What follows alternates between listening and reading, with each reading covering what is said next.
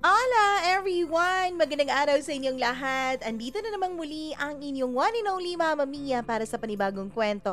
Hindi pala panibagong kwento, part 2 ng kwento ni Mary at ni Gabriel. Dito lamang sa inyong paboritong programa. But before that, before tayo mag-recap sa nangyari kahapon, hi muna ako kay Lian Naranil. Maraming salamat and happy birthday nga pala, 4th birthday ni Mark Ethan Santiago na kaniyang anak noong October 17 pa ang birthday. Hello po.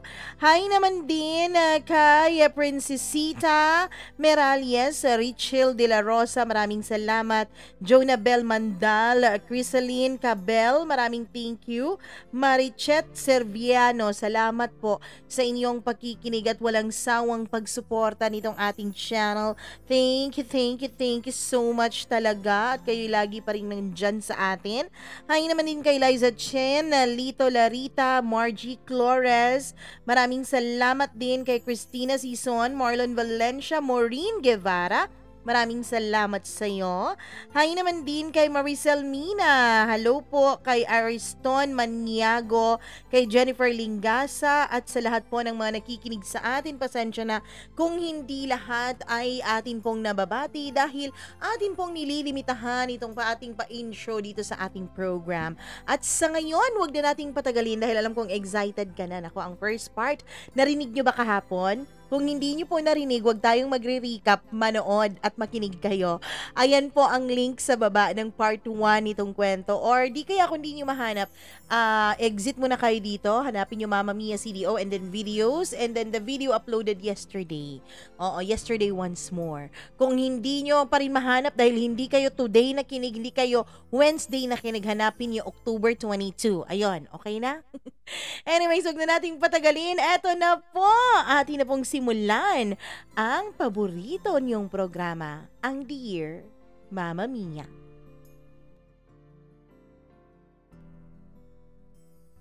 Hindi na kami nagkita pa ni Gabriel because I cut all connections to him. Isip ko rin naman na baka hanggang dun lang talaga kami. Happy moments lang siya for me. Blinak ko na rin ang number niya. At saka nag-change na rin ako ng cellphone number ko para wala talaga siyang way para makontak ako. Hanggang dumaan ang ilang mga buwan. December 2019 nanganak po ang ate ko ng healthy baby boy. FYI lang po, buntis na po ang ate ko nung kinasal siya. Masayang masaya ang buong pamilya. Naisip ko nga noon baka masarap nang magkaroon ng sarili kong anak. As for Gabriel, wala na po akong naging balita sa kanya. May isang beses na tinanong ako ng kapatid ko tungkol kay Gabriel pero sabi ko hindi ko ito kakilala. Alam kong nagdududa ang ate ko sa akin dahil alam kong kilalang kilala niya ako. Alam niya kung kailan ako nagsisinungaling. Pero hinayaan na lamang niya ako, Mama Mia. January 2020 nung pinabinyagan ng mag-asawa ang kanilang baby boy. To be honest, Mama Mia, yung akin pong pamangkin ang tumulong sa akin para makakope up with everything. Totoo talaga ang kasabihan na ang mga bata ay nakakatanggal ng stress dahil kung minsan sila rin mismo ang nagbibigay sa iyo ng stress. On the day ng binyag ng pamangkin ko ay meron pong handaang konti lang naman kasi may mga health problem noon ang aking ina. Pero after a week ay naghanda rin kami ng party para sa recovery ni Mama and then party na rin para sa binyag ng aking pamangkin. It was a double celebration. And that day, Mama Mia, dahil meron po akong sinalihang seminar, ay hindi po agad ako nakatulong sa kanila. Noong araw na nasa seminar ako at araw din yun kung kailan bibinyagan o kung kailan ang handaan bilang Thanksgiving sa recovery ng mama ko at biniyag ng aking pamangkin, ay uwing-uwi na ako. Good thing dahil maagang natapos ang amin pong seminar nung time na yun. Mabilis akong bumiyahe. Umabot ako sa bahay ng mag-aalauna na ng hapon. Mama Mia, nung nasa bahay na ako ay naisip kong magbihis na muna. Nag-crop top ako tapos tattered jeans.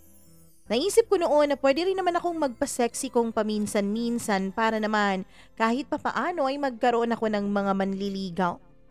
Medyo nahiya pa nga ako noon dahil late ako. Nandun na ang mga friends ko at ang mga friends ng ate ko.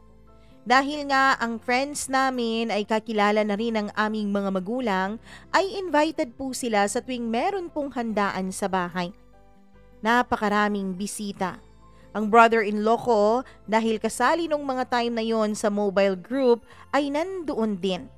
Pati na nga ang aking ate na sa station lang naman na assign. Pagpasok ko ay tinignan ko ang mga bisita. Medyo dire-diretso ako noon pero hinahagip pa rin ng mga mata ko ang mga bisitang nandoon. Dumiretso ako kay mama at ngumiti. Agad kong kinuha ang pamangkin ko tapos ako na ang bumuhat nito dahil miss na miss ko na siya. At nung nakita na nga ako ng iba naming mga relatives ay nandun na rin yung mga tanong. Kung kailan raw ba ako mag-aasawa? Kung meron na raw ba akong nahahanap na pwedeng tumulong sa akin na gumawa na rin ng baby? Alam mo, yung mga typical na ganun, Mama Mia, typical na pangengialam ng ating mga relatives sa atin. I know they mean well, pero kung minsan nakakairita din ang mga tanong na yon.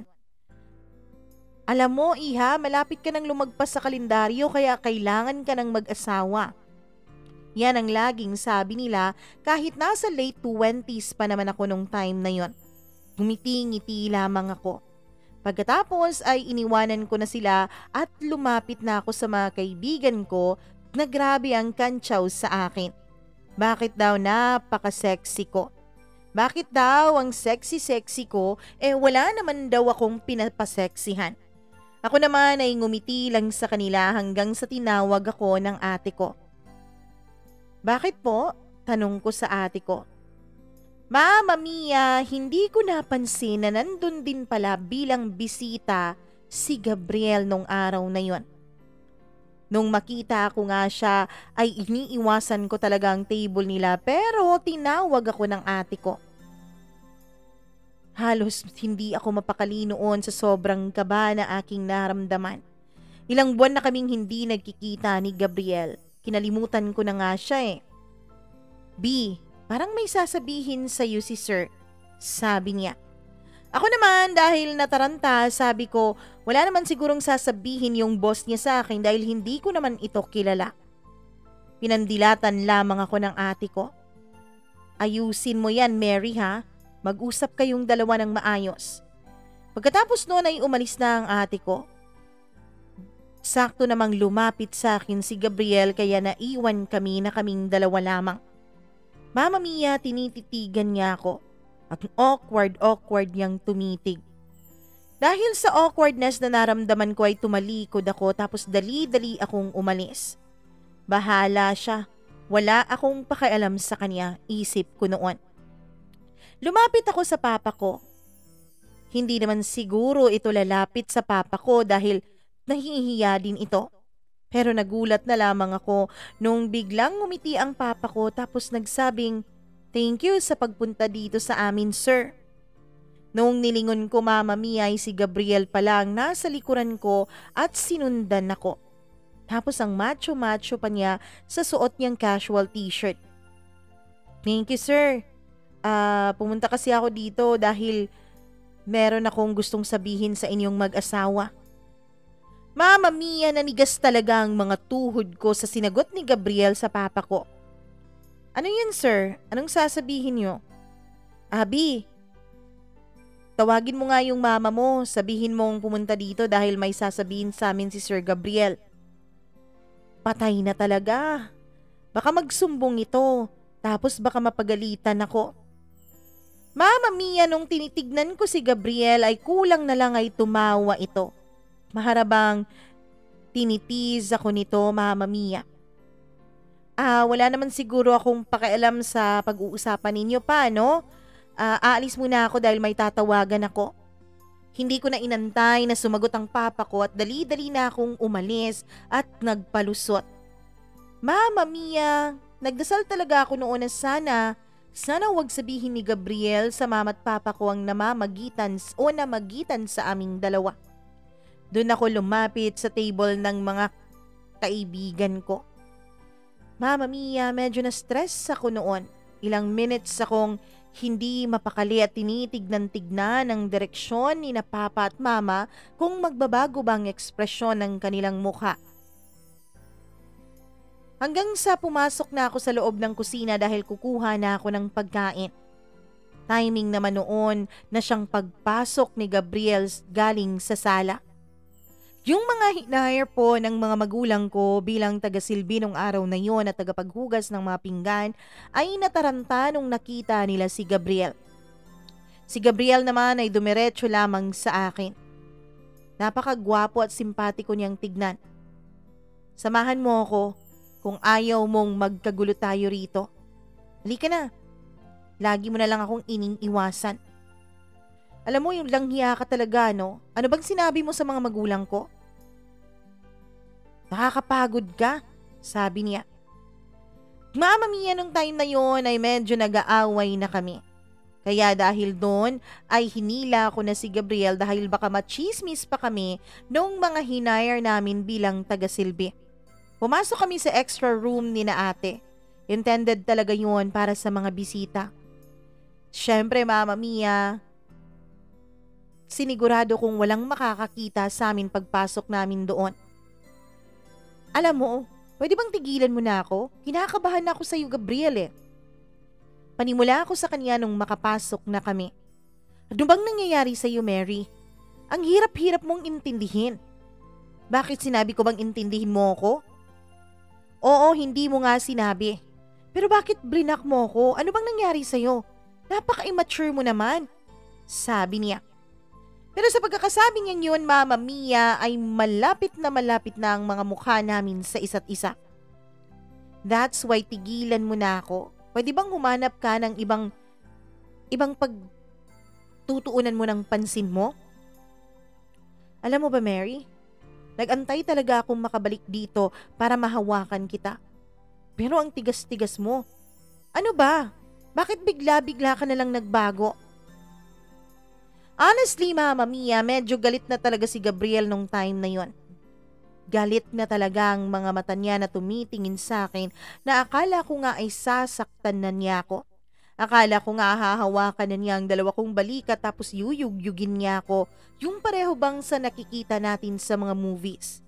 Pero ang ending, bigla na lang niya akong niyakap. Hindi kita maintindihan. Pwede bang ipantindi mo sa akin? Tulungan mo naman akong intindihin ka. Napakahirap, Mary. Napakahirap na hindi kita makita. Ano ba talagang problema mo? Bakit ka nagkakaganito? Napakagaling mo talagang umiwas, sabi niya. Noong time na yun, Mama Mia, ay medyo nag-uumpisa na pong maging stricto ang syudad namin dahil sa sakit na COVID. Noong time na yon ay hindi ko na rin napigilan na yumakap sa kanya pabalik at tinawanan ko pa siya nung sinabi kong napakasarap niyang yumakap. Siya naman ay hindi po siya tumawa pero tinitigan lamang niya ako. Pagkatapos noon ay niyakap niya ulit ako. Alam mo, grabe talaga tong ginagawa mo sa akin, sabi niya. Ikaw nga yung grabe eh. Gusto ko na ngang lumayo sa'yo pero eto ka, lapit ka ng lapit. Huwag ka ngang magpalayo sa akin, sabi niya. Bakit? Alis na ako, hinahanap na ako sa labas. Baka makamalay sila na nawala tayong dalawa tapos mahuli pa tayo dito. Mas mabuting mahuli tayo. Alam mo, baliw ka talaga, Gabriel. Mama Mia, bago kami umalis dun sa loob ng kwarto ay pinakiusapan niya ako na wag sana akong lalayo sa kanya. Ako naman nung mga panahon na yun ay nakiusap na sa kanya na lumabas na kami at bumalik na kami dun sa may kasiyahan at baka may makapansin sa amin. Sabi niya, babalik daw kami doon sa isang kondisyon. Dapat nakikita lamang niya ako dun sa venue. So ang ending, pinalipat ko yung mga kaibigan ko sa loob ng bahay para makita kami ni Gabriel. Noong time kasi na yun, Mama Mia, ay nandun na kasami sa labas ng bahay. The whole duration nung kasiyahan ay lagi lamang akong tinitext ni Gabriel dahil hindi siya pumayag na lumabas kami ng kwarto na hindi niya nakuha ang cellphone number ko. Nagtataka na ang mga kaibigan ko kung bakit text lang daw ako ng text. Mahirap naman kasing hindi mo replyan si Gabriel dahil bigla-bigla pong tatawag. Mama Mia, hanggang sa tinawag na kami nung photographer para raw magpicture ang buong pamilya. Kinakantsawan pa ako nung mga panahon na yun dahil ako lang ang walang katabi. Ako lang ang walang partner. Siyempre magpartner sina ate at ang bayaw ko tapos yung anak nila. At ang mama at papa ko. Ako lang daw ang walang katabi. Pero siyempre hindi ko na yun pinapansin pa. Hanggang sa mag-aalas 4 na ng hapon nung unti-unti nang umaalis ang mga bisita. Nung time na yun, Mama Mia, ay narinig ko na nagpaalam na rin ang grupo ni Gabriel. Medyo na awkward pa ako. Pangiti-ngiti lamang ako kahit na kinakabahan. Maayos namang nagpaalam si Gabriel sa mga magulang ko. Pero yung walang hiyang lalaki, tinitigan pa talaga ako bago siya umalis. Ako naman ay tinitignan lang ang sasakyan niya na palayo pagkatapos ay bigla itong tumawag. Pauwi na ako huwag kang uminom ng marami dyan. Tapos pwede bang palitan mo yung suot mong shirt? Huwag yung crop top. Kitang-kita yung dibdib mo dyan eh. Alam mo, okay nga ito dahil sexy ako nito. Pwede ba magbihis ka? Tapos yung pants mo, pwede bang palitan mo yan? Kung hindi ay hilahin mo pataas para hindi naman nakikita yung tiyan mo. Crop top nga sir, diba? Crop top. Alangan namang hindi makikita yung tiyan. Mama Mia, hindi talaga siya nagpatalo. Ang totoo niyan ay dinidiscourage ako noon ng mga magulang ko na pulis raw ang aking kunin bilang boyfriend kasi nga nakikita nila sa ate ko at sa asawa nito na walang halos time na magkasama dahil laging inuuna ang trabaho. Kaya naman inisip ko noon, Mama Mia, natigilan ko na nga ang paglalandian naming dalawa ni Gabriel. Matapos ang party ay pumasok na ako sa loob ng kwarto ko. Nagsuscroll ako ng Facebook at sinearch ko ang Facebook account ni Gabriel. Pero nung sinearch ko ang pangalan niya at apelyido niya ay walang lumabas. Pero siguro talagang sadyang may pagka-detective tayong mga babae, kaya na-search ko ang kanyang account dun sa friends list niya na mga kaibigan din ng ate ko. After ilang minutes ng pangsistalk ay nakita ko talaga yon. At na-surprise ako, Mama Mia, dahil matagal na pala siyang naka-add friend sa akin, hindi ko lang ina-accept. Nung in-accept ko yun, Mama Mia, ay bigla na lang siyang nag-chat. Finally, naisipan mo ring tanggapin itong friend request ko. Good evening sa'yo, sabi ko habang tatawa-tawa. Nasaan ka? Tanong niya. Nasa puso mo. Ewan ko, Mama Mia, kung kinilig siya sa mga reply ko na yon, pero ako mukha talaga akong tanga na kinikilig. Matutulog ka na? Tanong niya. Hindi pa, bakit? Hindi siya sumagot, Mama Mia.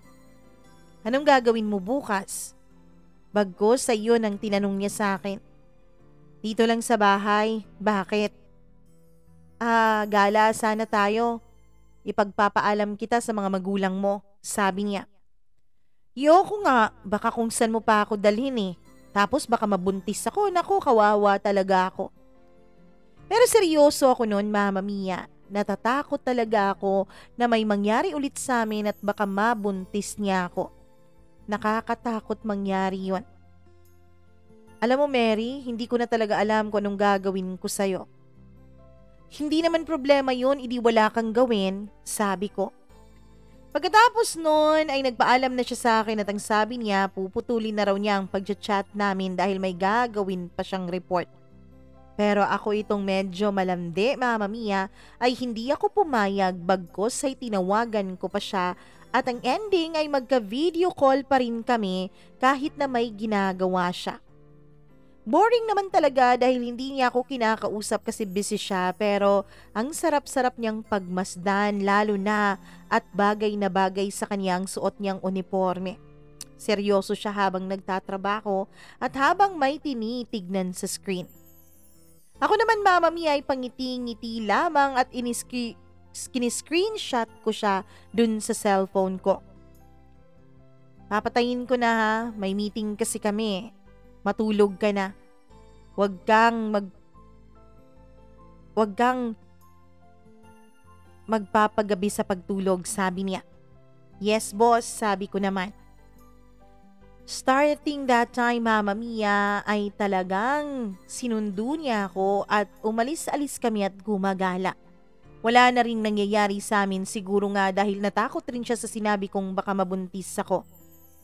Pero syempre kahit na walang nangyayari sa amin ay nagme-make out pa rin naman kami dun mismo sa kaniyang sasakyan. Safe lang naman yung make out, hindi naman yun nakakabuntis. Hanggang sa dumaan ng mga araw, hanggang sa nanligaw siya sa akin Mama Mia. After 2 weeks nang lagi naming pagsama-sama sa mga galaan. Yes, 2 weeks. Agad ko naman siyang sinagot. Ano pa bang patatagalin ko may nangyari na nga sa amin. Momol na nga kami ng momol sa bawat araw na magkasama kami. Kaya ayun, masayang-masaya siya. Hindi ko sinabi sa mga magulang ko o sa kapatid ko ang tungkol sa aming dalawa ni Gabriel. For sure marami silang magiging tanong at ayoko ng ganon. Ayoko baka mabuking pa kami kung paano kami nagkakilalang dalawa. Mama Mia, ang totoo niyan ay masarap din naman pala itong medyo nagtatago kayo. Smooth sailing ang pagiging magkarelasyon naming dalawa. It may seem so fast but it feels so right. Pag-ibig na ba talaga to? Kahit na nga Mama Mia, nagtatago kami dahil ayoko nang malaman muna ng mga magulang ko ay gustong-gusto naman ni Gabriel na ipakita sa lahat ang aming relasyon.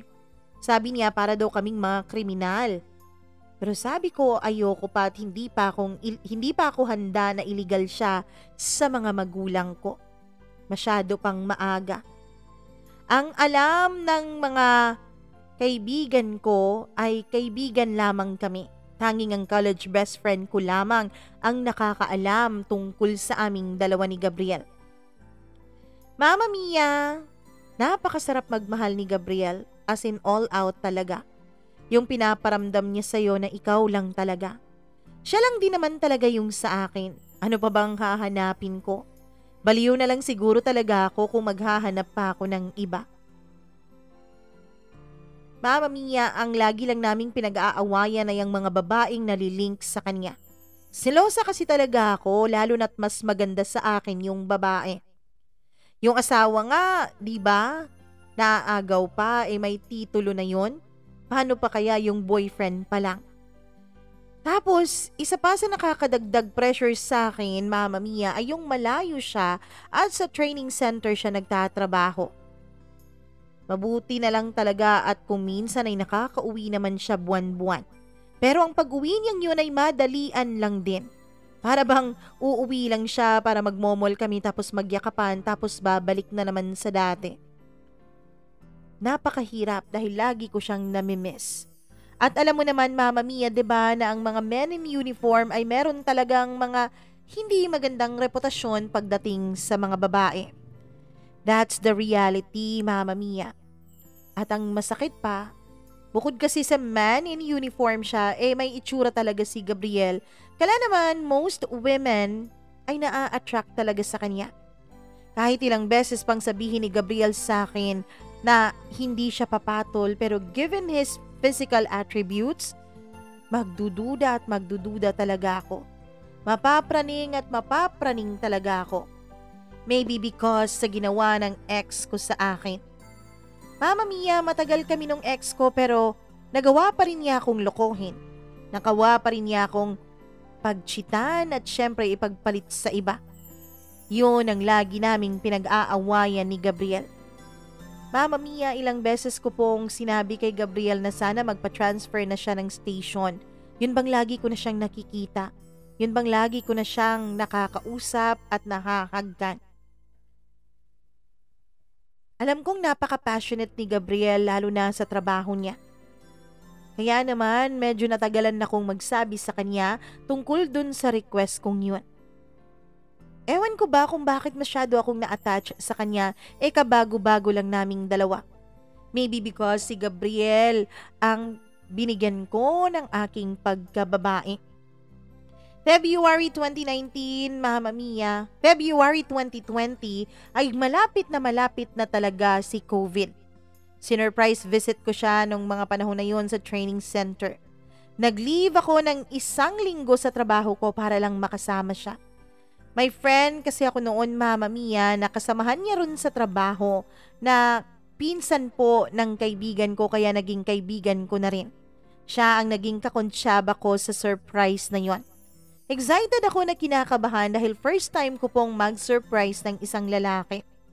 Ang plano ko ay dun ako mag-aantay sa kanya sa apartment niya. Bukod kasi sa barracks o sa training center ay may apartment po na tinitirhan si Gabriel doon. Nag-takeout ako sa isang restaurant para sa aming pagkain. 1 hour po akong nag-antay doon pero hindi pa dumarating si Gabriel. Dahil medyo magulo ang kaniyang apartment kasi nga lalaki, ay pinili ko na lang ding maglinis-linis para na rin pampatanggal ng aking aburido at syempre buryo. Mama Mia, habang tinitupi ko po ang mga damit niya ay may nakita po akong isang violet na wallet. Out of curiosity ay binuksan ko po yun. At halos matanggal ang aking hininga sa aking nakita.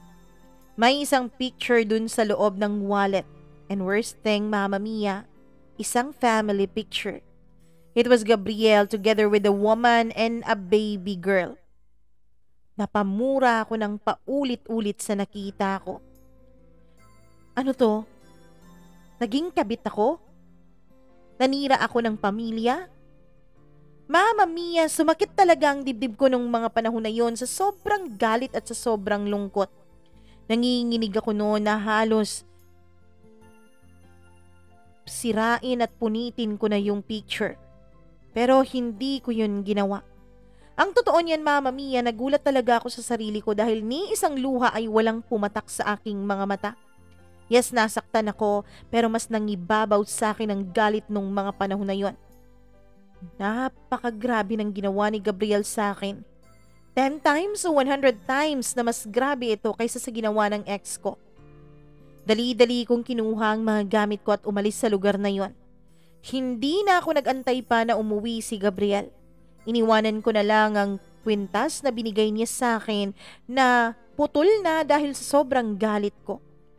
Pinatay ko na siya sa isip ko ng paulit-ulit. Sumakay ako ng bus papauwi sa amin. After almost 10 hours siguro, Mama Mia, o 10 hours dahil 10 hours ang biyahe namin nung mga panahon na yon, ay pinatay ko ang cellphone ko. Habang tumatakbo ang bus ay may bigla na lang akong naisip. After 7 hours siguro yun, Mama Mia, ay may nakita po akong tarpaulin ng isang resort. Agad akong pumara at bumaba sa bus. Hindi ako pwedeng umuwi ng ganito ang itsura ko. Hindi ako pwedeng umuwi ng ganito ako kagalit kay Gabriel dahil alam ko na makikita ito ng mga magulang ko at magtatanong ang mga ito sa akin. Kaya bumaba ako, Mama Mia. Sumakay ako ng isang tricycle dahil medyo malayo pa po yung resort na nasa tarpaulin.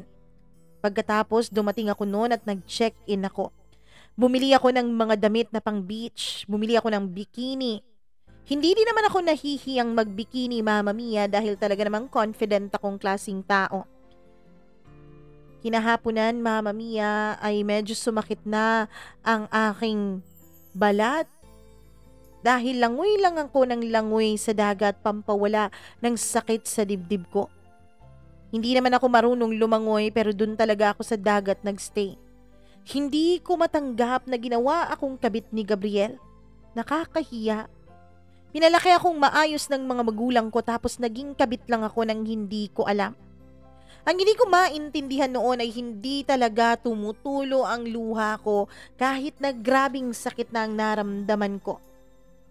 Kinagabihan, Mama Mia, after kong mag-dinner ay pumasok ako sa kwarto. Binuksan ko ang cellphone ko.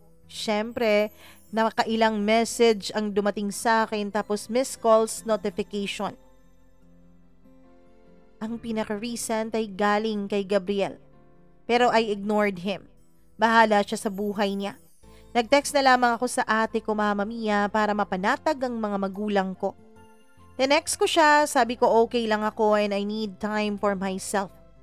Pagkatapos kong i-text ang ate ko, nung masigurado kong na-receive na niya ang message ko, ay pinatay ko na ulit ang cellphone ko. Totoo, Mama Mia, totoong nahirapan talaga akong makatulog dahil laging bumabalik sa gunita ko ang mukha ni Gabriel at ang mga kasinungalingan niya sa akin. Nahiya ako para sa sarili ko. Ano na lang sasabihin sa akin ng ibang tao? Pinalaki akong maayos, pinag-aaral sa magandang paaralan, pinag-graduate ng college, tapos eto, matapos akong lokohin ng ex ko, ginawa naman akong kabit ng isa pang lalaki. Leche talaga ang kalagayan ko. Inaliw-aliw ko na lang ang sarili ko. Siguro, Mama Mia, totoo talaga na may magic ang nature para pakalmahin ang isang tao. I saw other things. Lots and lots of other beautiful things. Na-inspire akong gumala-gala. Napakalaki naman pala talaga ng mundo para dyan ka lang sa gilid-gilid tapos umiyak lang ng umiyak.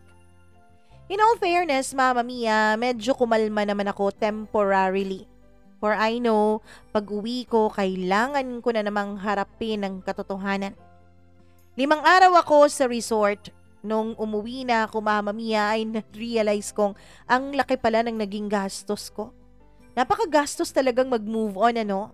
Ewan ko kung na-experience mo na yun, Mama Mia. Pero bago ako umuwi, ay dumaan muna ako sa isang salon.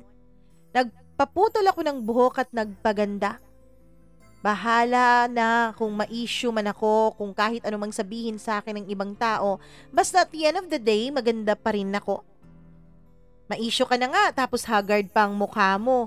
Double kill na yon. 3 hours ang itinagal ko sa may salon, Mama Mia, dahil talagang nagpaganda ako. Nagpakulay ako ng buhok. Sabi nga nila, kapag binago ng babae ang kanyang hairstyle, ibig sabihin, handa na siya sa malaking pagbabago ng buhay niya.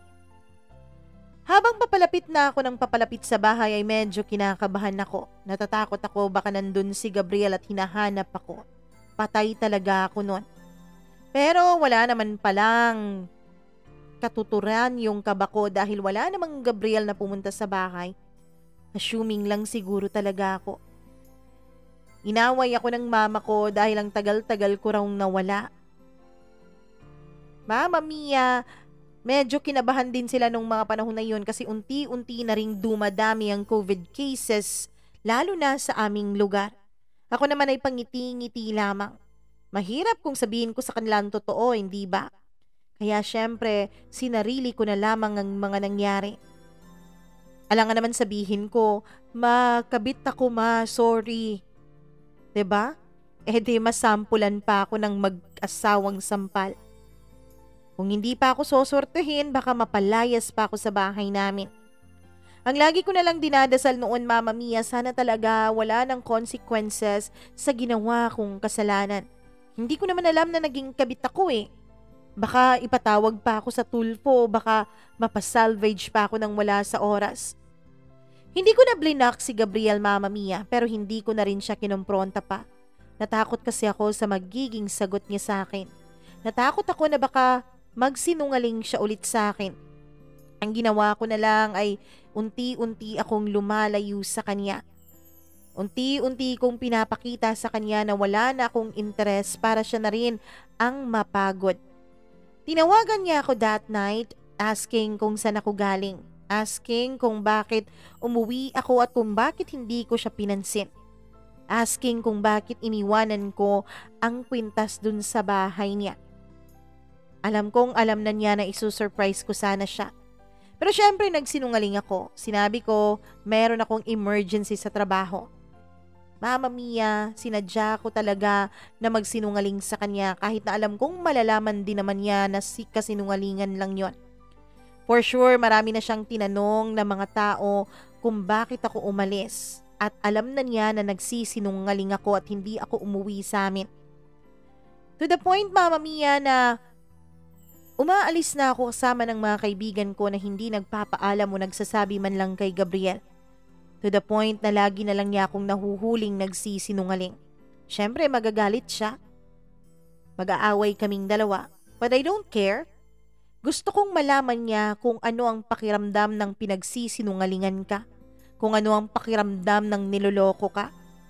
Akala ko nga si Gabriel na ang kusang bibitaw pero he didn't let me go. Well, hindi ko naman sinabi na gusto ko ng kalayaan.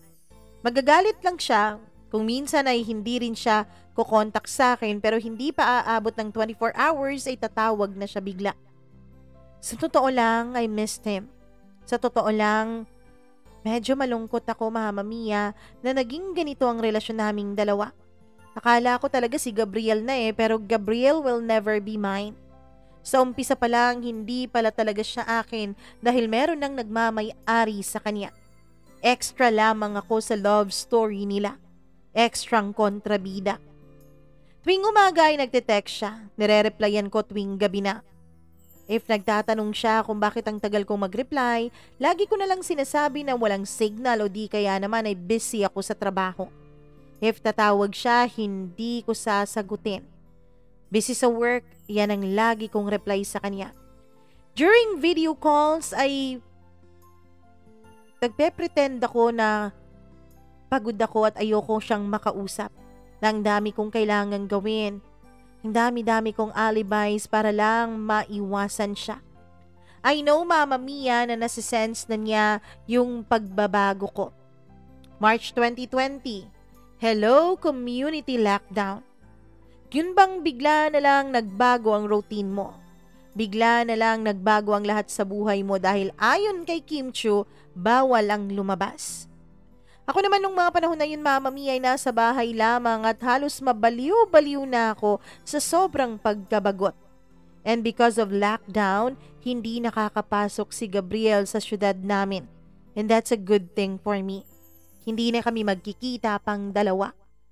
I take the lockdown as an opportunity para makipaghiwalay sa kanya.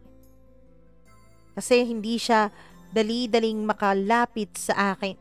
Hindi niya ako mapupuntahan sa bahay. Tinawagan ko siya that time, Mama Mia. After sa lahat ng mga nangyari, yun ang first time na tumawag ako sa kanya. Mary, bakit ka tumawag? Sweet pa niyang tanong. May sasabihin ako sa'yo. Ano yun? May meeting pa kami dahil sa COVID eh. Huwag kang lumabas-labas ng bahay niyo ha, kasi delikado. Sandali lang to, Gabriel.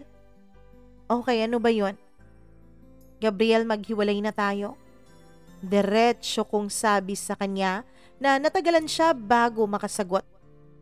Hiwalay? Anong hiwalay? Walang maghihiwalay. Sabi niya na lumakas at tumaas na ang boses niya. Pagod na ako, Gabriel. Pagod? Anong nangyari sa'yo? If pagod ka sa trabaho mo, mag-resign ka na. Kayang-kaya naman kitang buhayin eh. Huwag ka lang magsabi dyan ng hiwalay-hiwalay. Hindi ako papayag. Kumain ka ng ice cream. Baka dahil lang yan sa init ng panahon. Sabi niya. Seryoso ako, Gabriel. Maghiwalay na tayo. Kahit ayaw mong pamayag, basta hiwalay na tayo. Huwag mo nga akong pinaglololo ko dyan, Mary. Kapag ako nakapasok talaga dyan sa border niyo, makikita mo ang hinahanap mo. Sabi niya. Bahala ka, basta para sa akin, hiwalay na tayo. I hate you, Gabriel. Hindi ko na siya binigyan ng pagkakataon na makasagot at agad ko nang pinatay ang tawag na yon.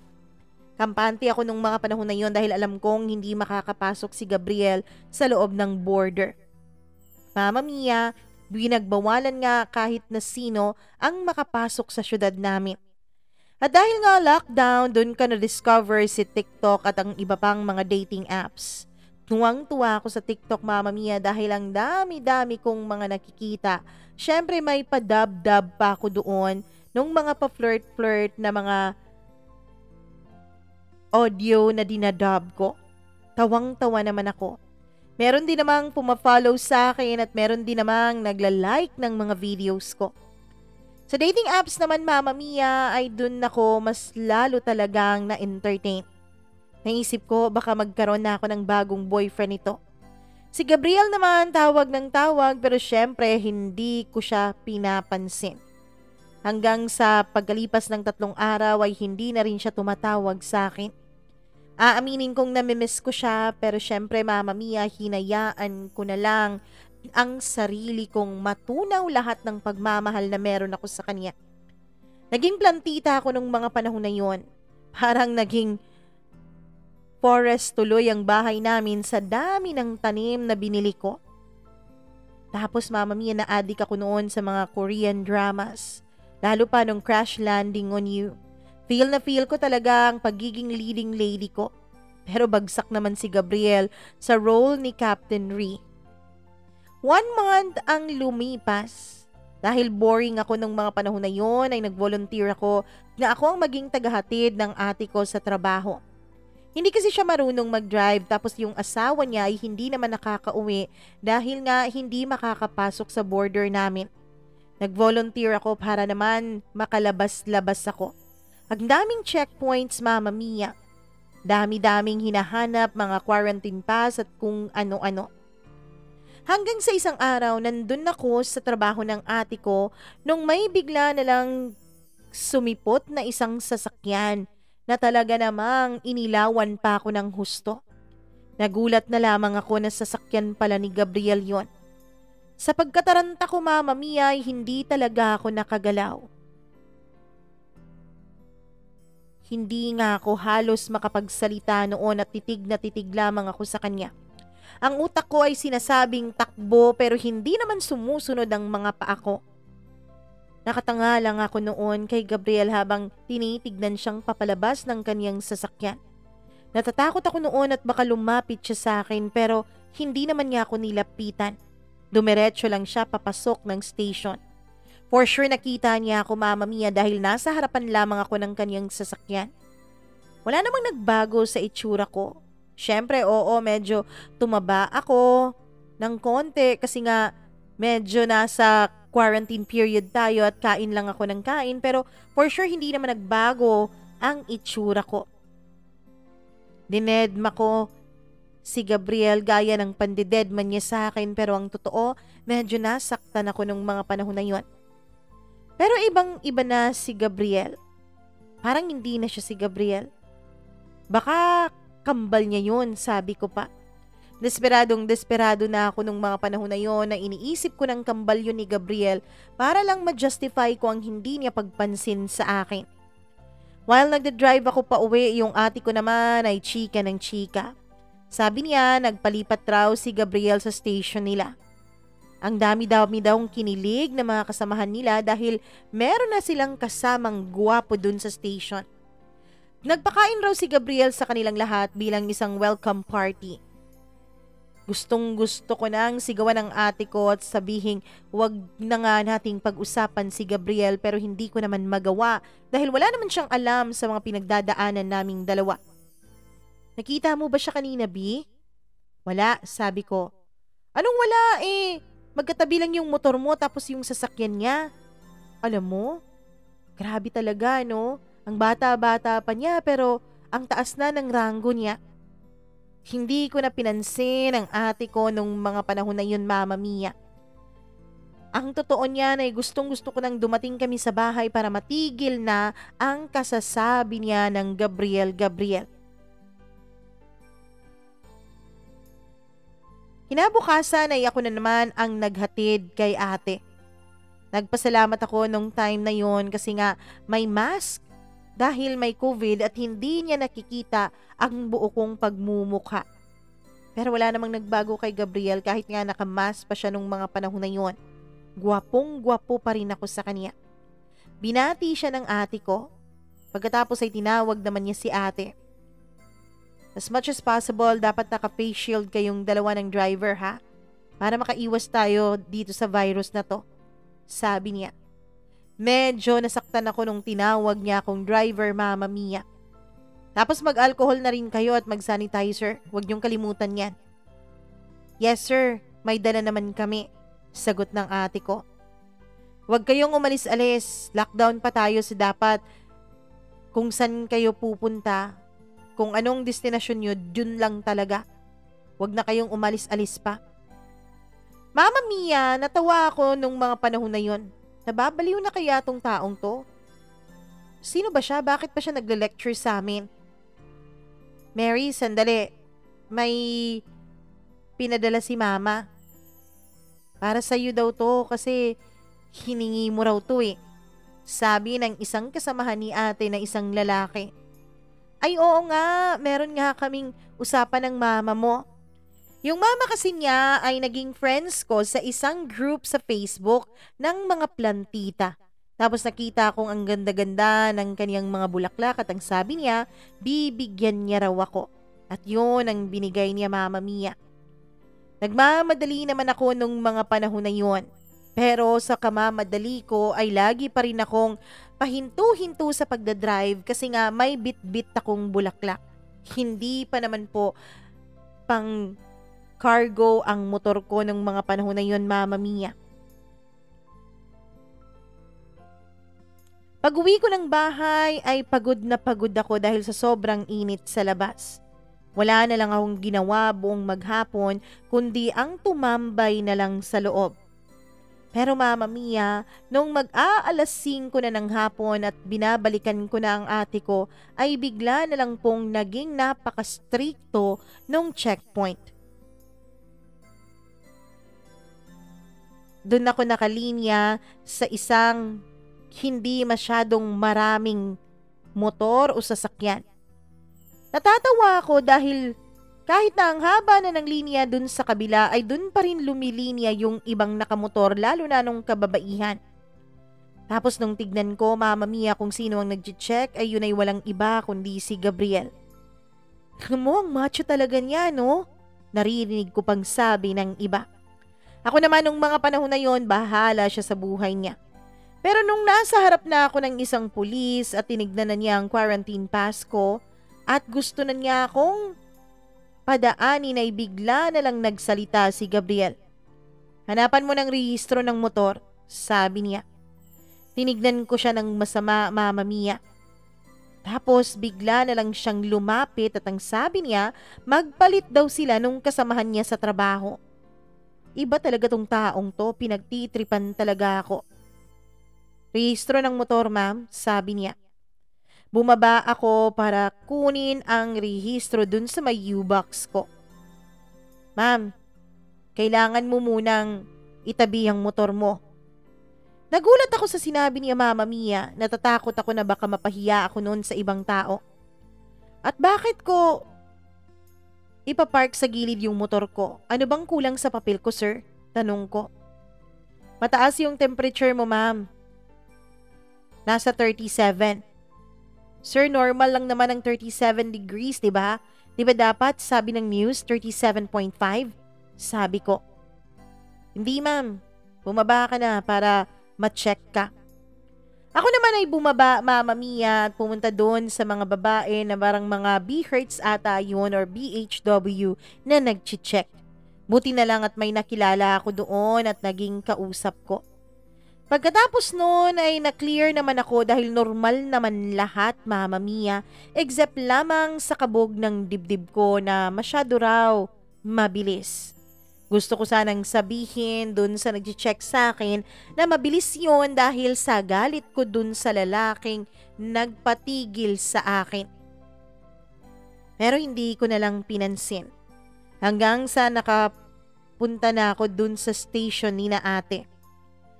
Mama Mia, kahit galit na galit ako nun kay Gabriel dahil hindi niya ako pinapansin tapos medyo parang pinapahiyapan niya ako at sinasaktan pa niya ako ay wala na lang din akong nagawa dahil nagpresenta na ako na sunduin ng ate ko.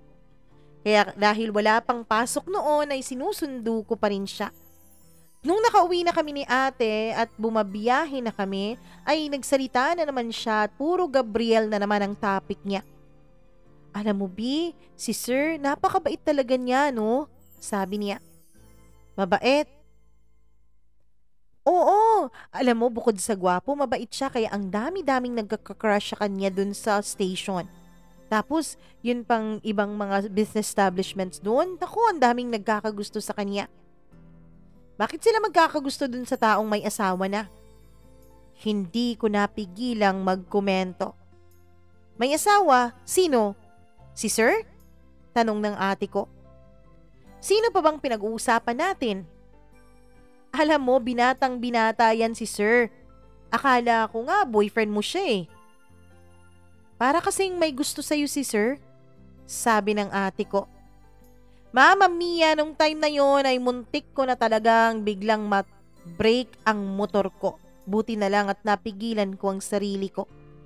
Namura ko noon ang sarili ko. Ano? Binata pa siya? Sigurado ka ba ate? Binata pa yon? Baka malaking scam yan ha? Oo, binatang binata pa yun. Baka naman merong ka-live-in, may anak, sabi ko. Wala. Siguradong sigurado ako dyan, B. Bakit parang sinasabi mong may anak si Sir? Ano bang alam mo? Tanong niya. Mama Mia, dun ko napag-isip, mali ba ang iniisip ko? Mali ba yung picture na nakita ko? Sino ba yun? Sure talaga akong hindi niya yun kapatid eh. Wala naman ate, nagtatanong lang. Sabi ko para maiwasan ang mas marami pang tanong. Galit na galit ako noon sa sarili ko dahil natatangahan ako sa sarili ko, Mama Mia.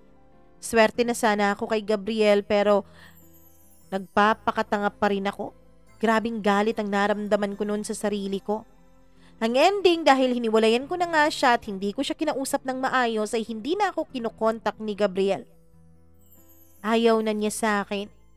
Deadman na nga siya sa akin kahit ilang beses na niyang nakita ang beauty ko eh. Mama Mia, kahit pa araw-araw kong nakikita si Gabriel kasi nga tagahatid sundo ako ng ate ko, ay hindi naman niya ako pinapansin. We treated each other as strangers. Yung memories namin together hanggang memories na lang talaga forever. Pero nanghihinayang ako, Mama Mia. Kaya lang wala din naman ang mangyayari. Tapos na nangyari na ang lahat. Kung maibabalik ko lang sana ang oras, sana ang ginawa ko ay kinausap ko si Gabriel. Gabriel was mine all along pero pinakawalan ko. Hindi ko na alam kung anong magagawa ko. Tapos meron pang chismis na dumating sa akin galing kay ate. Meron daw isang kasamahan nila sa trabaho na extra sweet daw si Gabriel doon. Sweet na sweet daw ang dalawa na siyang ginawa ng love team dun sa station nila. Mama Mia!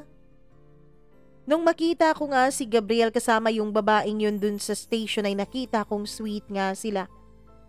Naisip kong ako sana yun. Ako naman talaga yun eh. Ako lang dapat ang binibigyan ng ekstrang pagpansin ni Gabriel. Pero dahil sa katangahan ko, sinayang ko lang ang lahat. Wala akong ibang pwedeng sisihin kundi sarili ko lamang.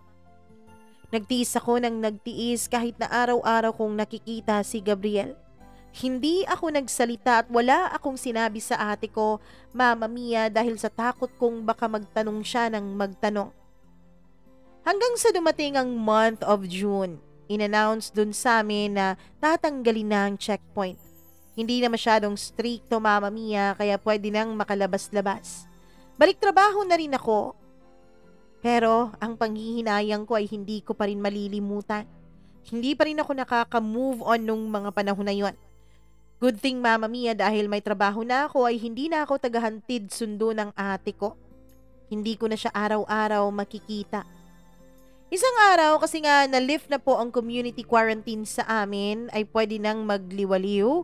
Nung mga panahon na yun ay napagkasunduan ng mga co-workers ko na gumala kami. May isang bagong diskubring lugar dun sa amin na medyo sikat at medyo nasa burol po siya at ang dami-daming tanim na mga bulaklak. Usong-uso kasi nung mga time na yun ang mga bulaklak, Mama Mia. At dahil feeling #brokenhearted ako nung time na yun, ay excited po akong makagala ulit. Sumama ako sa kanila. Maganda ang lugar in fairness. Nakaka-relax. Nung pauwi na kami Mama Mia ay nangyari ang isang bagay na kailanman ay hindi ko malilimutan. Dahil medyo bundok po yung pinuntahan namin, ang pag-uwi namin Mama Mia, syempre pababa po ang daan. Hapon na po yun at nagpa-fogs pa ang paligid. Medyo basa pa yung daan at medyo madulas dahil sa ulan. Kaya naging extra careful kami nung mga panahon na yon. Pero sabi pa nga nila, hindi mo talaga mahuhulaan ang oras at araw ng disgrasya. Nakasunod ako sa motor ng kasamahan ko sa trabaho. Nung paliko na kami Mama Mia ay bigla na lang kaming naka-encounter ng isang van.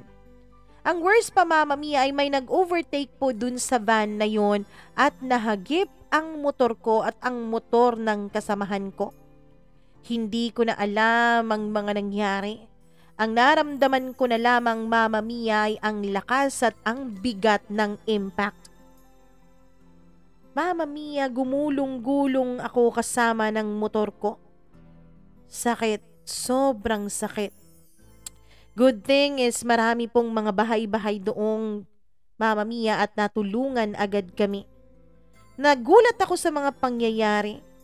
Nakaupo lang ako doon sa may lupa Mama Mia at ilang minuto rin siguro akong hindi nakagalaw. Buti na lang at may nagbigay sa akin ng mainit na tubig. Uminom ako at after kong ininom yun ay medyo nag-sink in sa akin ang lahat ng mga nangyari. The first person I called was my ate. Siyempre ayoko namang bigyan ng sobrang stress ang mga magulang ko. Pero honestly Mama Mia, natitempt na ako nung mga panahon na yun na tawagan si Gabriel. Pero na-realize ko ano bang silbi kung siya ang tatawagan ko. Gabriel will never care about me anymore. Mama Mia, gulat na gulat ang ate ko sa mga nangyari. Kasi umiyak ako nung mga panahon na yun nung kausap ko siya eh. Kaya nataranta ang ate ko. Anong nangyari sa'yo, B? Nasaan ka? Ate, nadisgrasya po kami. Sinabi ko sa ate ko kung nasaan kami at kung anong nararamdaman ko. Para talaga akong bata nung time na yon na nagsusumbong sa kanyang ina. Feel ko okay lang naman ako nung mga panahon na yon Mama Mia. Pero yung tuhod ko, yung legs ko, yung right part ng balakang ko ay sobra talagang masakit at alam kong malalaki na ang gasgas ko doon. Sa sobrang kaba ko, Mama Mia, ay natakot talaga ako na baka may namatay sa amin. And worst, baka merong makulong sa amin. After mga siguro 15 to 20 minutes ay may dumating na mga pulis kasunod ang isang ambulansya. Inuna pong pinasakay yung nakasakay na mag-asawa sa motor at yung nag-overtake din na motor sa amin. Tapos ako din Mama Mia. Buti na lang at 2 ambulansya ang dumating kaya nakasakay kaming lahat. I was in shock the whole ride. Ang cellphone ko ay ring ng ring pero wala akong lakas na sagutin yon. Pagdating namin sa ospital ay pinababa agad kami at agad akong niyakap at sinalubong ng ate ko. Iyak ng iyak ang ate ko nung mga panahon na yon kaya ako naman ay umiyak na lang din. Akala ko talaga kanina Mama Mia ay mamamatay na kami. Nung tumingin ako sa likuran ni ate ay nagulat ako dahil nandun si Gabriel. Hindi ko ma-explain ang kanyang itsura. Para siyang galit, natakot, na nalulungkot. Ewan ko ba? Kaya mas lalo akong umiyak. Dahil masyado akong emotional nung mga panahon na yun, Mama Mia, kahit masakit pa ang katawan ko ay bigla na lang akong lumapit kay Gabriel. And the next thing I know ay niyakap ko na siya. Nakahanap tuloy ako ng rason para mayakap siya. By the way, Mama Mia, na-realize ko nung nadisgrasya ako na baka hindi na kami magkita ni Gabriel. Bahala na si ate kung anong gusto niyang isipin pero niyakap ko talaga si Gabriel nung mga panahon na yon. Gusto kong maramdaman ang init ng kaniyang yakap. Huwag ka nang umiyak. Hayaan mong tignan ka ng mga doktor. Anong masakit sa'yo? Tanong niya. Hindi ako sumagot, Mama Mia, basta niyakap ko lamang siya. Hindi pa nga ako nakalapit sa nurse ay parang aalis na si Gabriel, kaya niyakap ko siya ng mas mahigpit pa. Hindi ko na pinansin yung mga tao sa paligid. B, magpa-check ka muna, sabi ng ate ko. Tinignan ko si Gabriel na para bang sinasabi ng mga mata ko na wag niya akong iiwan. Ewan ko ba pero bigla niyang nahalata ang sinasabi ng aking mga mata. Andito lang ako sa labas. Sumama ka na muna sa kanila, hihintayin kita. Maging maayos ka muna ha, hindi ako aalis, sabi niya. After kong marinig yun, Mama Mia, ay sumama ako dun sa may nurse. And since COVID pa ay isa lang po ang makakapasok sa loob ng ospital kasama ko.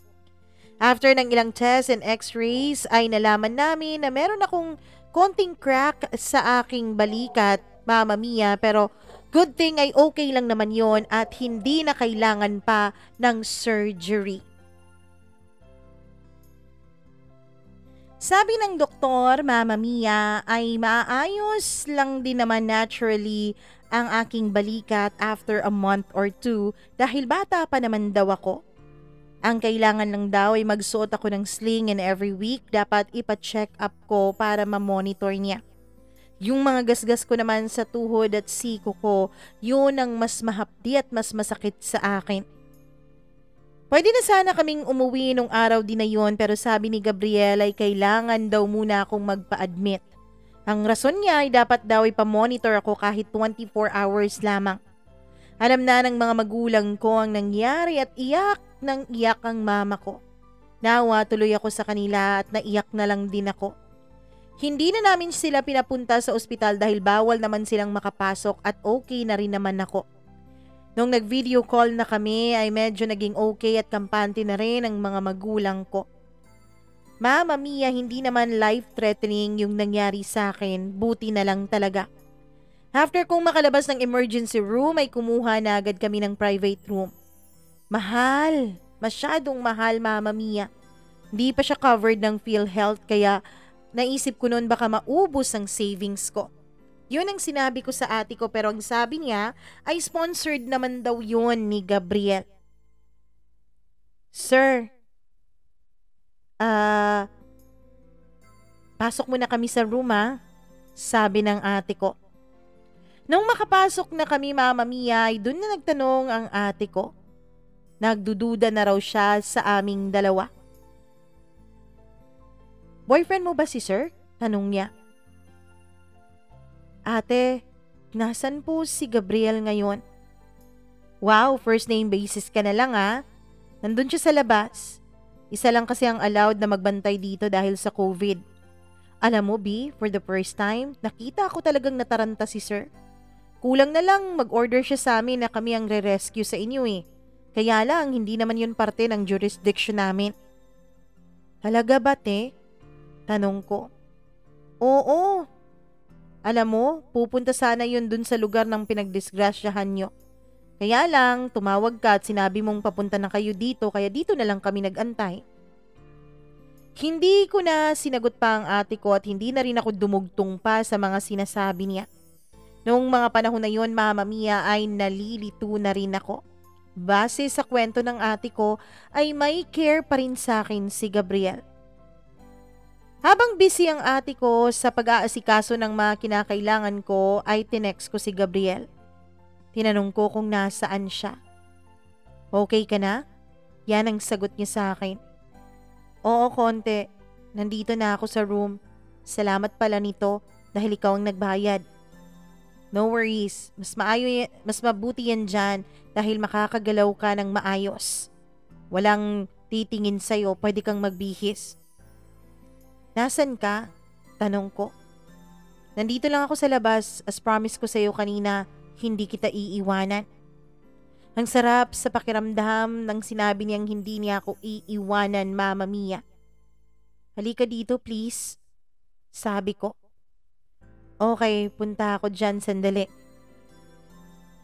Mama Mia! Habang nag-aantay ako kay Gabriel ay wala na akong naging choice kundi aminin na kay ate ko ang totoo. Ex ko po si Gabriel ate, sabi ko. Tumawa naman ang ate ko at ang sabi niya alam niya raw. Noon pa alam ko na. Iba kasi ang titig sa'yo ni sir eh. Nagantay na nga lang ako na umamin ka sa akin. Nung kasal pa lang namin, may napapansin na talaga ako sa inyong dalawa. Ikaw iwas ka pa ng iwas. Tapos naka-target lock ka na pala kay sir. Alam mo, wala na yung labasan, B. Akala mo nagiwalay kayo? Matatapos na ang lahat? Naku, hindi. Ako naman ay ngumiti lamang, Mama Mia.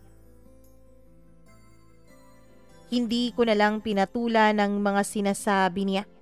Nung pumasok si Gabriel ay bigla na lang akong yumakap dito at umiyak. Hoy Mary, ang OA mo ah. Comment pa ng ate ko na hindi ko pinansin. Gabriel, hindi na ba ako? Tanong ko. Wala na akong pakialam noon na nandoon ng ate ko sa loob, Mama Mia. Alam kong cringe na para sa kanyang mga sinasabi ko pero wala na akong pakialam. Inulit ko ang tanong ko dahil hindi sumagot si Gabriel. Hindi na ba ako, Gabriel? Hindi na, sabi niya. Umiyak ako ng umiyak sa kanyang sagot. Hindi na ba talaga? Desperada na ako nung mga panahon na yon, Mama Mia. Naisip ko kung babalik lang sa akin si Gabriel, gagawin ko talaga ang lahat para sa kanya. Hindi na. Hindi na ako magmamahal ng iba dahil sa umpisa pa lang, ikaw na Mary. Dugtong niya na siya namang ikinagulat ko at mas ikinaiyak ko. Pero this time ay iyak na ng kaligayahan. Ang uuuin niyo naman, sir. So ano, ikaw na munang magbantay dito ha? Baka aalis na naman yan. Alam mo naman yan, iba talaga ang utak niyan eh. Iba ang takbo ng isip niya. Oo, ako na. Bukas, pabantayan na lang natin si Mary sa iba dahil may duty naman tayo. Yes sir, nakausap ko na po ang pinsan namin na magbabantay sa kanya. Hoy Mary, ospital ito ha? Baka kung ano-anong maiisip mong kalokohan dyan. Baka mapasukan kayo dito. Natawa ako sa ate ko, Mama Mia. Nung umalis na ang ate ko ay na-awkward ako kay Gabriel. Bigla akong nahiya. Love? Sabi niya. Ano? Tanong ko naman. Bibihisan na muna kita ha? Hoy Gabriel, ospital ito. Alam ko, bakit? Ano bang gagawin ko sa'yo? Sabi ko bibihisan lang kita para naman maganda sa pakiramdam mo. Alam mo, tsaka na natin gawin ang bagay na yan kapag maayos na ang pakiramdam mo.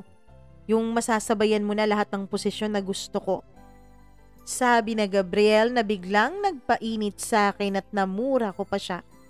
Inilak niya ang pintuan dahil baka raw may makapasok habang nagbibihis ako. Mama Mia, na conscious ako ng konti pero dahil matagal na rin namang nakita ni Gabriel ang buo kong katawan ay pinanindigan ko na lang ang pagbibihis niya sa akin. Medyo nairita pa ako sa private room ng ospital na yun dahil masyadong maliit ang kama at pang isang tao lang talaga. Hindi tuloy makatabi si Gabriel sa akin sa pagtulog. Kaya nakaupo lamang siya habang tinitignan ng cellphone ko. Ang walang hiya, ininstall po niya lahat ng dating apps na meron ako. Sayang yung mga afam ko doon. Huwag mo namang i-uninstall yan. Alam mo, hanap ka ng hanap ng afam.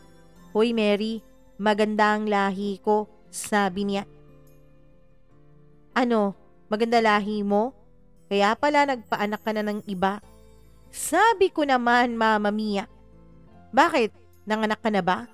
Tanong naman niya. Bakit ako? Wala pa akong anak.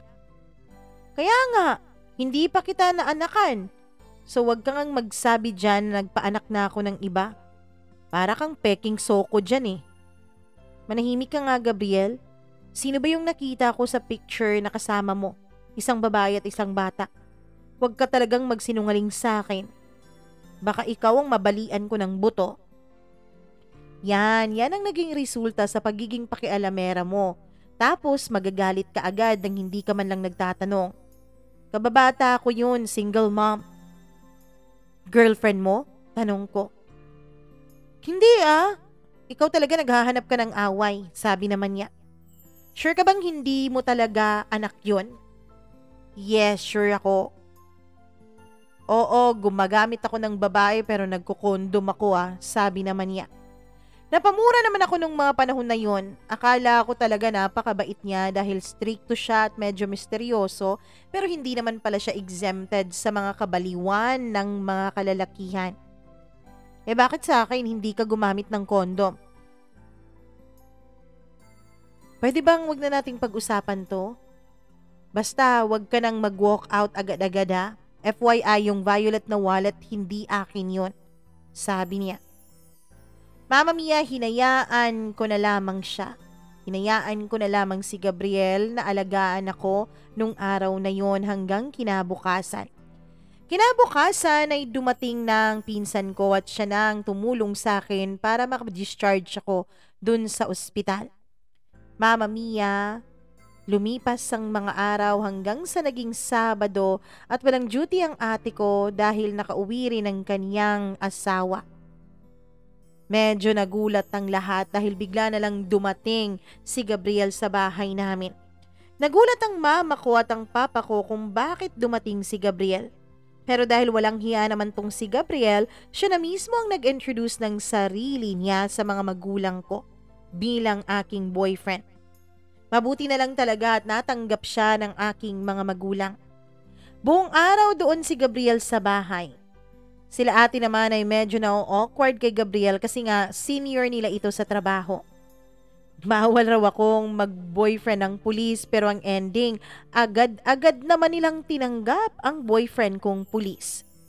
Back on each other's arms na kaming dalawa ni Gabriel. So yun na nga, momol na kami sa isa't isa. Momol lang muna raw kasi nga may crack pa ako sa balikat ko. Pero I know, Mama Mia, na nagiinit na talaga si Gabriel sa akin. After 2 months ay totally healed na ang crack ko sa may balikat.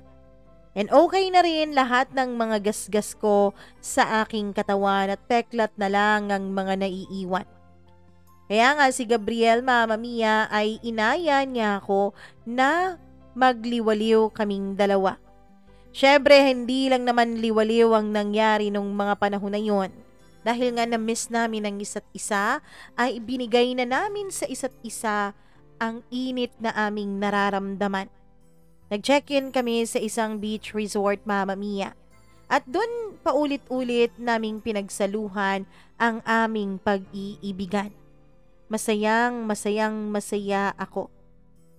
Mama Mia, hanggang sa isang araw ay nagkasama kami at nagyayakapan nung bigla na lang akong natahimik.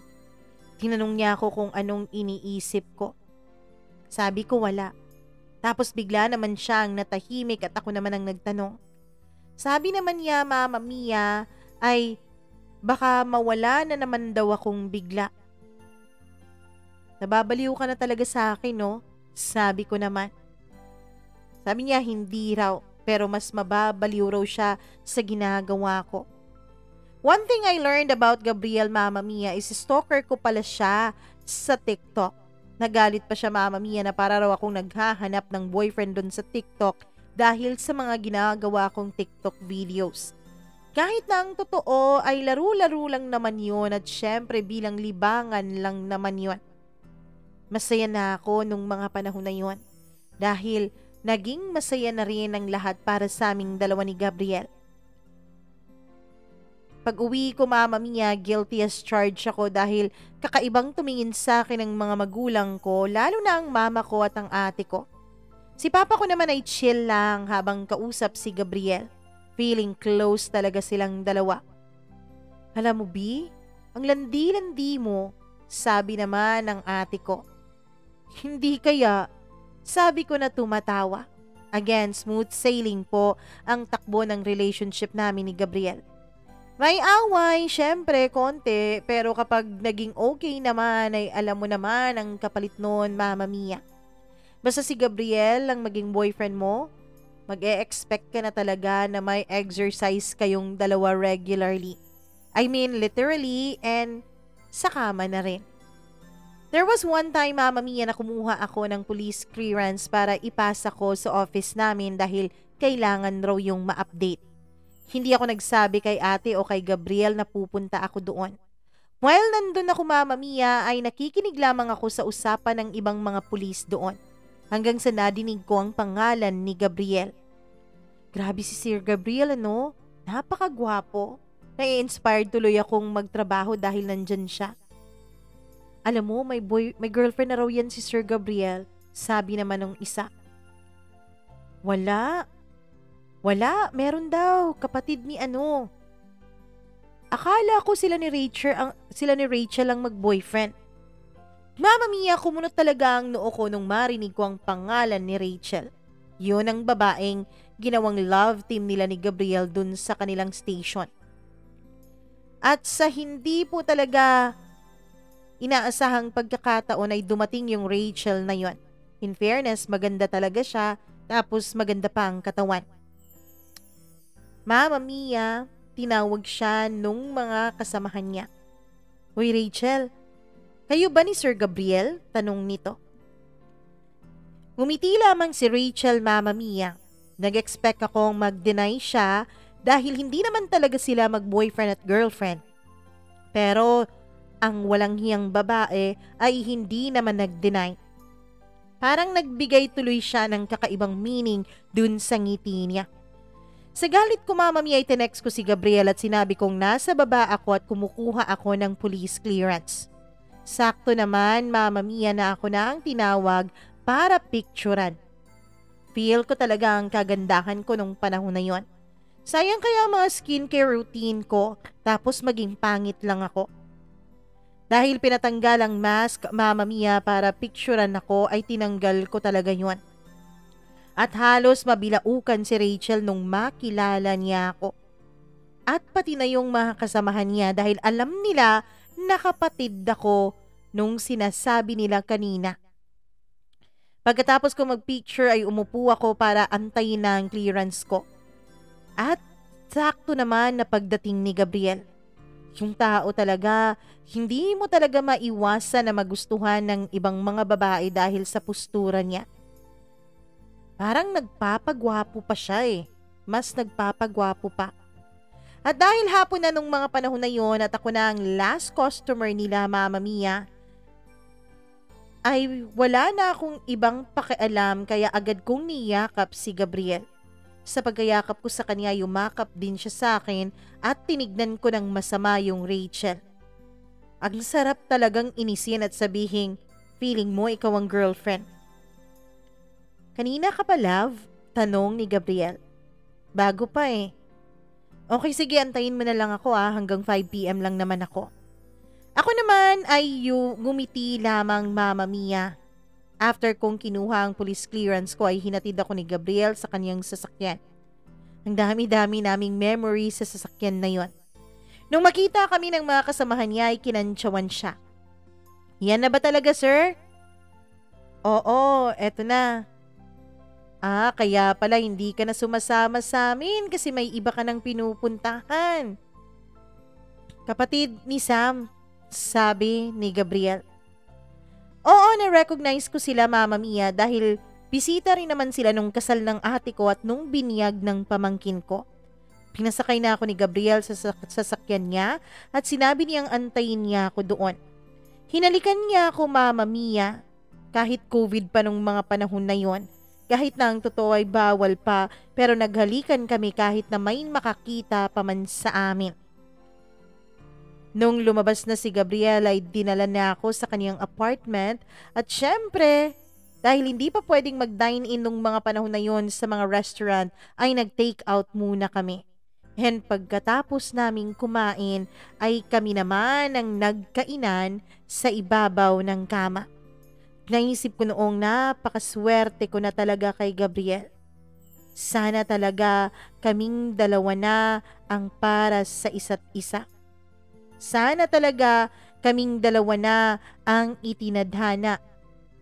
Pero biglang may kumatok sa pintuan, Mama Mia. Ako na, love, sabi ni Gabriel. Hindi, ako na, sabi ko naman. Nung buksan ko ang pintuan, Mama Mia, ay bigla-bigla na lang may tumakbong bata papunta kay Gabriel at yumakap sa kanya. Si Gabriel naman ay excited na niyakap yung bata. Mama Mia, yung mag-inang dumating ay walang iba kundi yung mag-ina na nandun sa picture. Yung babaeng yun. Gabriela, sabi ko naman. Hindi ko siya pinansin, Mama Mia. O Lori, bakit nandito kayo? Kanina pa kayo? Lori pala ang pangalan ng babaeng yun. Nakababata ni Gabriel, sabi pa niya. Si Gabriel naman ay binitbit na yung anak niya, Mama Mia, at kargang-karga na niya ito.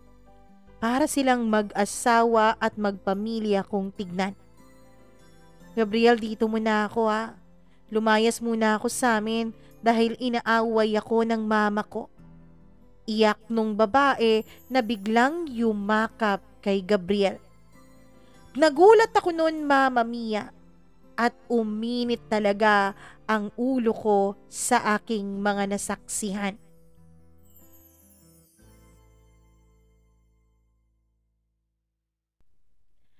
Ayan na, nagsiselos na itong si girl, itong si Mary. Ano ba naman to si Lori? Bakit naman agad-agad na nayayakap o yumayakap dun sa lalaki na alam naman niyang may kasamang babae? Naku naman, kaano-ano kaya ni Lori itong si Gabriel? Nasabi pa naman ni Gabriel ay kanya raw kababata. Naku, abangan niyo bukas ang parang pagtatapos na ata ng kwento ni Mary at ni Gabriel. Dito lamang sa inyong paboritong programa, ang Dear Mama Mia. And syempre, kasama niyo ako at huwag niyong kalimutan na i-like and i-share ang ating video na ito at mag-subscribe na rin dito sa ating channel, mag-click ng notification bell, mag-follow ng iba nating mga social media accounts, TikTok, Instagram, Threads, and Facebook, Mama Mia CDO. And huwag kalimutan na magsulat rin ng sarili ninyong kwento at i-share yan dito sa ating program or dito sa ating channel. Ayan po ang email address natin, mamamiacdo0317 at gmail.com, kung saan nyo ipapadala ang mga kwento ng inyong sariling buhay. Maraming salamat po at magandang araw sa inyong lahat.